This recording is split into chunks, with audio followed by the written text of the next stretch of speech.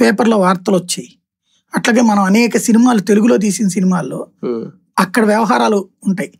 Kidnap చేసి అదేదో Sandeep Kishan cinema ఒకటి ఉంటది, కిడ్నాప్ చేసి ఎత్తుకుపోతారు. ఈ మూట ఇంకొక మూటాకు అమ్ముకుంటారు, ఇంకో మూటాకు అమ్ముకుంటుంటారు.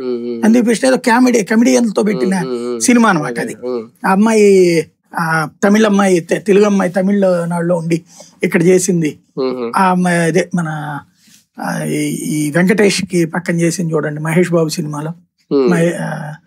మహేష్ బాబును వెంకటేష్ అంజలి దాంట్లో వన్ ఆఫ్ ద గ్యాంగ్స్టర్. ఇట్లా అంటే కిడ్నాప్ గ్యాంగ్స్ ఓపెన్ గా నడిచాయి అక్కడ. అంటే మనోళ్ళు అది కామెడీల కింద తీశారు సినిమా, లేదా సీరియస్ గానేమో విక్రమార్కుడు లాంటి సినిమా తీశారు. ఇవన్నీ బీహారీ మాఫియాలే కదా. ఏంటి ఒకప్పుడు ఇదే లాలూ ప్రసాద్ అధికారంలో ఉన్నప్పుడు దగ్గరగా ఒక 70,000 కిడ్నాపులు జరిగినాయి. అప్పుడు ఏంటంటే సంపాదన, ఒకడు డాక్టరు 1 కోటి రూపాయలు సంపాదించుతూ ఉంటాడు ఏడాదికి అని తెలిస్తే ఆయన కిడ్నాప్ చేస్తారు. పట్టుకుపోయి 25 లక్షలు 50 లక్షలు తీసుకుంటారు. తీసుకుని ఆయన వదిలేక ఇంకొక గ్యాంగ్ వచ్చి కిడ్నాప్ చేస్తుంది.